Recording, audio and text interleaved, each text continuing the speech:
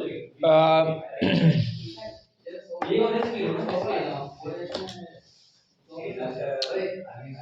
आज हम लोग नेफ्रोटिक सिंड्रोम यानी मूत्र संस्थान के रोगों के बारे में चर्चा कर रहे थे। ये गुर्दे की एक खास किस्म की बीमारी, इसमें प्रोटीन गुर्दे से छनकर मूत्र में आ जाता है। प्रोटीन पेशाब के रास्ते ज़्यादा प्रोटीन निकल जाने से शरीर में प्रोटीन की कमी होने लगती है। ध्यान सुनो। और इसी कमी के कारण पूरे शरीर में पानी रुकने लगता है, पानी को रुकाव होने लगता है। इस प्रकार से शरीर में क्या, जब वो पानी रुकने लग गया तो शरीर में सूजन आने लगती है। और जो आंखों के नीचे पेट और पैरों के पर अधिक होती है, मतलब ये आंखें भी ऐसे सूज गई ऐसी टाइप की, और पैर में पेट में सूजन दिखने लगती है। बच्चों में इस तरह के नेफ्रोटिक रोग की खास किस्म नेफ्रोटिक की जिसे कहते हैं मिनिमल चेंज रोग। क्या कहते हैं? मिनिमल चेंज रोग। अधिक मात्रा में प्रोटीन का पेशाब के जरिए बाहर निकलना, खून में प्रोटीन की मात्रा कम हो जाना एवं शरीर पर सूजन आ जाना, ये नेफ्रोटिक सिंड्रोम कहलाता है। ठीक है, यही लक्षण है, इसको हम लोग नेफ्रोटिक सिंड्रोम कहते हैं। प्रमुख कारण ये है कि अभी तक, वैसे कारण की बात करें तो सही तरीके से तो कारण स्पष्ट अभी तक हो ही नहीं पाए नेफ्रोटिक उसके, पर कुछ कारण हैं जो सोचे जाते हैं लोगों में, जनमानस में जो है वही बात बताता हूँ आपको।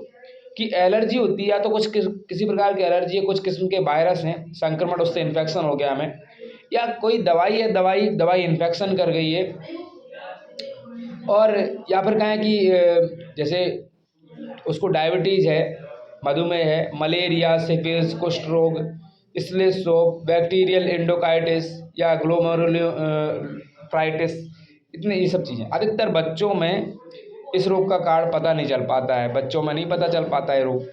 इस रोग का निदान पेशाब की और खून की जांच से संभव है, कि जब भी कोई ऐसा लगे तो पेशाब और खून की जांच करानी चाहिए। इस रोग में चेहरे में, पैर में और तलुओं में, पैर के तलुओं में आदि में सूजन आ जाती है, जिसे अंगूठे से दबाकर छोड़ा जाए, ऐसे अंगूठे दबा दो, ऐसे करके छोड़ दो तो वहाँ पर गड्ढा पड़ा रह जाता है। कभी कभी तो सूजन इतनी ज़्यादा बढ़ जाती है कि सारा शरीर ही फूल जाता है। प्राय सूजन सुबह उठकर, जब सोकर उठते हैं ना सुबह, उस वक्त अपन को ज़्यादा मालूम लगती है कि अरे बहुत ज़्यादा, जब सो के उठते हैं तब ज़्यादा लगती है। मरीज फूला फूला, कमज़ोर और पीला दिखाई देता है। पेशाब की मात्रा उसकी कम हो जाती है, पेशाब में फैन, थोड़ा झाग जैसा, उसकी मात्रा अधिक दिखाई देने लग जाती है। बच्चों में संक्रमण का अंदेशा बढ़ जाता है, बच्चों में तो कि इन्फेक्शन ना हो जाए,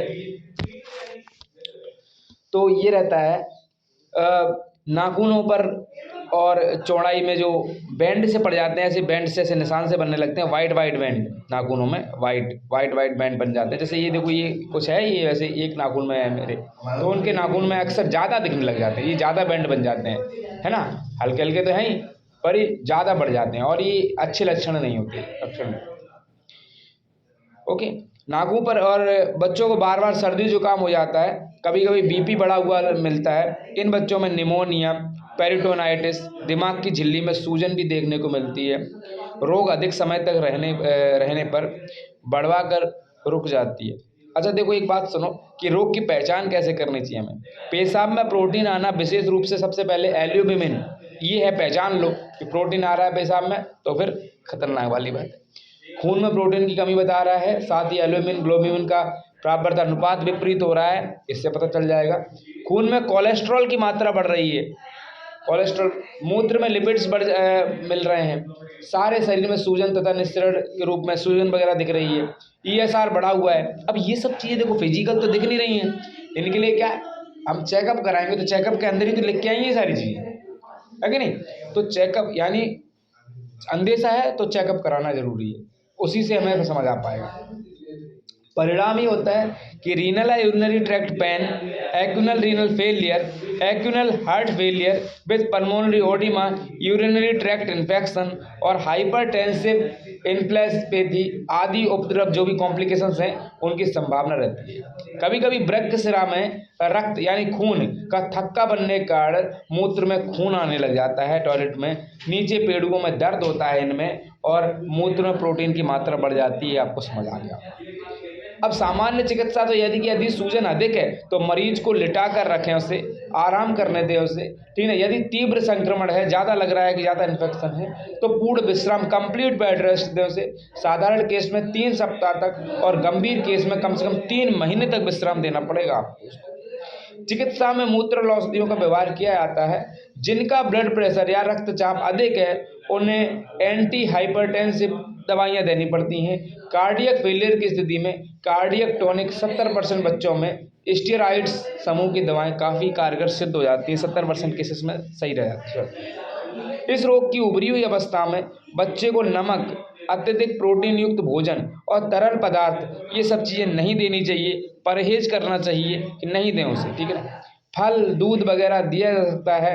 रोग एक बार काबू में आ जाने पर बच्चे को अधिक प्रोटीन युक्त भोजन, जैसे उसके अंदर अंडा है, दालें हैं, पनीर है, मांस है, मछली है, ये देना चाहिए। रोग के दौरान और बाद में बच्चों को बाजार की खुली खाने की वस्तुएं, अत्यंत ठंडे पेय पदार्थ एवं तले हुए भोजन से परहेज आवश्यक है, ध्यान रखें। अनेक बार रिसर्च सामने आई हैं, उनमें पता चलता है कि लगभग 90% बच्चों में ये रोग प्रारंभ होने के 3 से 4 वर्ष भीतर या रोगी के 7 से 10 वर्ष की आयु तक पहुँचते पहुँचते समाप्त हो जाता है। इस तरीके से रहता है। इसके बाद हम लोग, जैसे इसमें एक और बात बता रहा हूँ मैं आपको कि TLC की जांच हर सप्ताह करा लेनी चाहिए अगर ऐसा लगता है। इसके कम होने पर चिकित्सा बंद कर दी जाती है। अच्छा, इसके बाद हम लोग जानेंगे रिटेंशन ऑफ यूरिन, यानी मूत्र प्रवाह का रुक जाना, टॉयलेट नहीं हो रही है, मूत्रावरोध कह सकते हैं, तो ये क्यों होती है, इसको अगले वीडियो में कवर करेंगे। आज के लिए बहुत है। So that's all for today.